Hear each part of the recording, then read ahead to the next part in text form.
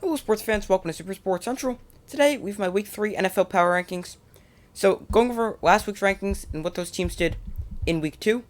So, last week, at number 10 was the Green Bay Packers. They easily defeated the Bears on Sunday Night Football. 9 was the Bengals. They suffered another tough loss, this time to the Cowboys without Dak Prescott. 8 was the Vikings. They were destroyed by the Eagles on Monday Night Football. 7 was the Eagles. They, as I just mentioned, beat the Vikings. 6 was the Ravens. They blew a massive lead and lost 42-38 to the Dolphins. 5 was the Rams. They had a good bounce back week over the Falcons. 4 was the Chargers. They came up just short on Thursday Night Football. 3 was the Buccaneers. They defeated the Saints. 2 was the Chiefs. They beat the Chargers on Thursday Night Football. And 1 was the Bills. They absolutely dominated against the Titans, winning 41-7. So this week's rankings, at number 10, it is really tough. So I feel like you could go with the 49ers who beat the Seahawks, or you could go with the Vikings. I'm going to go with the 49ers. They're coming in on a win. The Vikings just lost. The 49ers have some really unfortunate news as Trey Lance is out for the season with a broken ankle.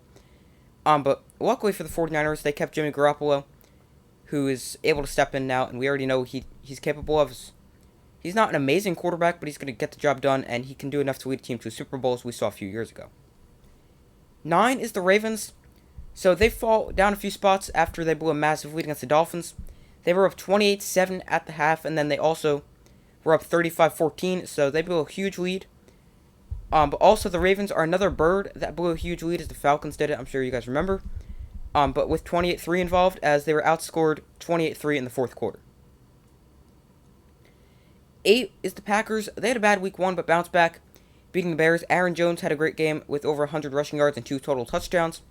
The Packers do need to do a better job of stopping the run, as the Bears were able to move the ball when they ran. The Bears just did not run the ball that much, which didn't make much sense. 7 is the Dolphins. They're jumping into the rankings at number 7 after a huge win over the Ravens. Tua had a monster game, going for over 450 yards and 6 touchdowns. Both Tyreek Hill and Jalen Waddle well over 150 yards, and both also caught 2 touchdowns. 6 is the Chargers. They did lose to the Chiefs on Thursday Night Football, but it was a very close game. Justin Herbert also has a rib injury, but the good news is he's considered day-to-day, so he should be able to play through the injury, as he did play through it during Thursday Night Football. So that's a good thing for the Chargers. 5 remains the Rams. So they allowed the Falcons to come back. The Falcons were actually down 28-3. But the Rams ended up holding on for the win, and they're going to remain right there at number 5. 4 is the Eagles. They're jumping up after a dominant win over Kirk Cousins and the Vikings on Monday Night Football. Jalen Hurts had a fantastic game, going for over 300 yards and 3 total touchdowns. Darius Slay also had a big game, shadowing Justin Jefferson with 4 pass deflections and 2 interceptions. 3 is the Buccaneers. They got off to a very slow offensive start, but then they picked it up and won 20-10. Mike Evans was ejected and also suspended for Week 3, so Tom Brady will be without his top target. And also, Chris Godwin and Julio Jones were already inactive for the game against the Saints, so if they're both inactive again, then who's Tom Brady going to throw the ball to? But I did see the Buccaneers also signed Cole Beasley to their practice squad, who's expected to sign to join the active roster soon. 2 is the Chiefs. So they got the win over the Chargers. They were very lucky because the Chargers dropped multiple interceptions.